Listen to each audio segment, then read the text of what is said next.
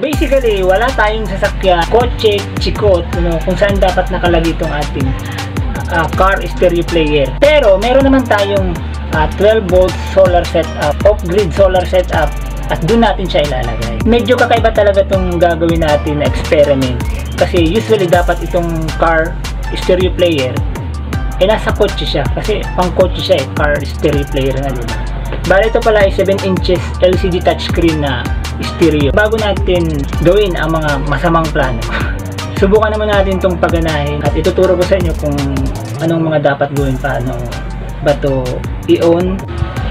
Rear view camera na sinasabi ko, maganda to, may remote din siya, white, green, ito para tulat sa speaker, at nandito yung mga connection, battery, yan, papakita natin mamaya itong MP5 natin na car stereo. Ito yung camera natin, tanggalin lang natin. Ito naman, ito sa ating camera, ito sa ilalim, pwede naman ito dito, dyan, pwede yan. Ang kailangan lang natin dito sa may parting baba, ito, kailangan lang natin dyan itong negative, yung itim, at positive yung yellow.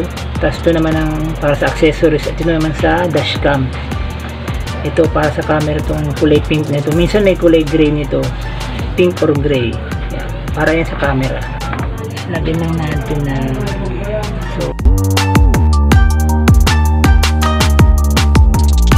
yan mga ka-channel, makikita nyo ngayon kung paano natin to mapapagana tong car stereo na to. Bale, ang kailangan lang natin dito, itong pula, yellow, pagsamahin lang natin yan, tapos tap natin sa positive ng 12 volts, tapos itong negative, then itatap ko na itong negative, i-connect na natin.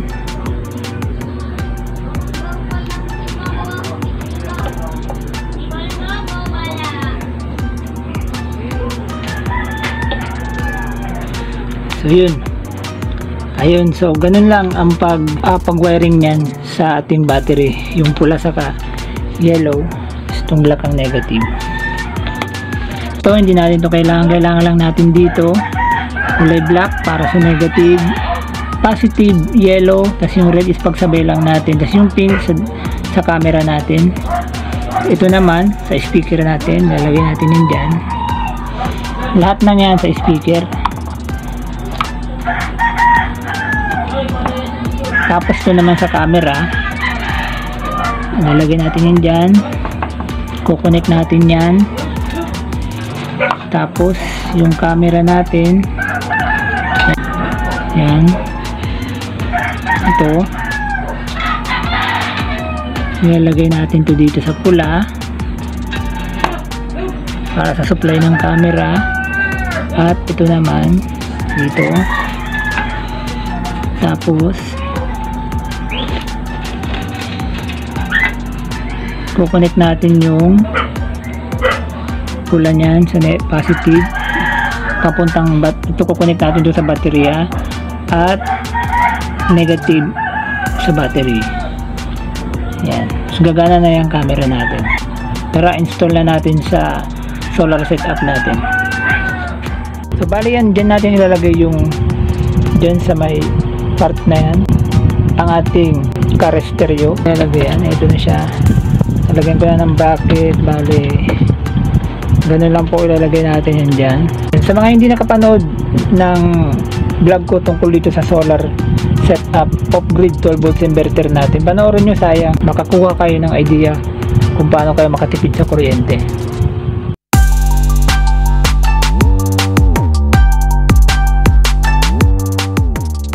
Lagyan na lang tayo ng wire jam papuntang car stereo, at andun ang ating car stereo.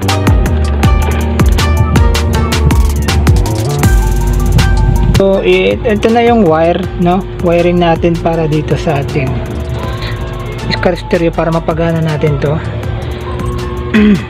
Ito na yung wire mula dito sa switch nito. Tinap natin yung positive sa positive dito, negative dyan. Tapos ito na yung wire na to. At itong carister natin, ito yung positive na yellow, negative na brown. So bali pag na-switch na natin to, i-on natin to, makikita natin kung magkaka-display ang ating caristeryo or sasabog ba siya. Double check lang natin kung may mga problema pa sa wiring natin. Mukhang wala naman sana gumana ka. Okay, ayan.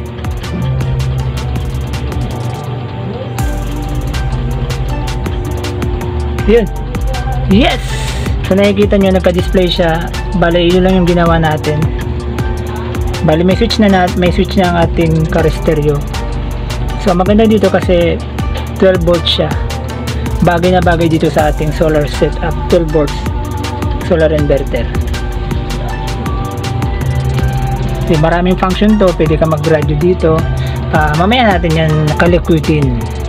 So importante, okay na at naka-display natin gamit lamang itong ating solar setup. Kahit wala kang sasakyan, meron tayong car stereo solar setup dito sa ating 12 volt solar off-grid. Alright, yes. Yan, ayusin lang natin yung mga wiring sa loob, tapos ibabalik na natin itong mga takip para mas malinis siya tingnan. Ang lupit. Multi-function car MP5 FM player, touchscreen din siya, para kang nasa sasakyan na parang nasa bahay. Yan sino nagsabing pang kotse lang yan? Pwede yan sa 12 volts solar inverter, basta naka 12 volts supply tayo, pwede yan. Ayan patunay. Buti na lang wala naman naging problema dito sa ating pinagagawa natin experiment para dito sa car stereo. Useful ng paggagamitan natin dito sa car stereo kasi ayan, pwede mo siyang makapanood ng video, nasa loob ng pang kwarto. Pwede ka mag sounds dito, may bluetooth din to. Tapos may mga pwede mong lalagyan ng mga file kasi may memory card siya, may USB, may radyo, may AM, FM.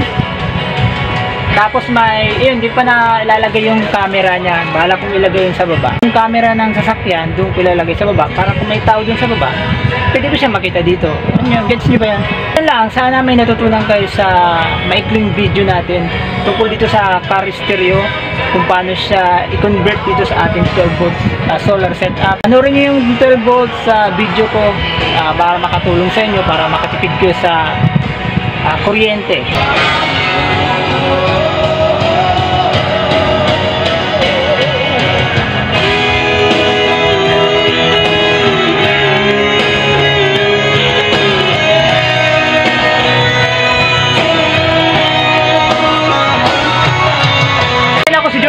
Like, comment, subscribe. Ako si Jonavers, like, comment at subscribe. Ako si Jonavers, like, comment at subscribe.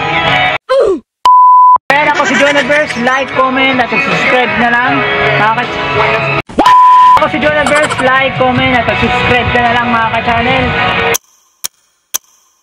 Salamat sa panonood. Thank you for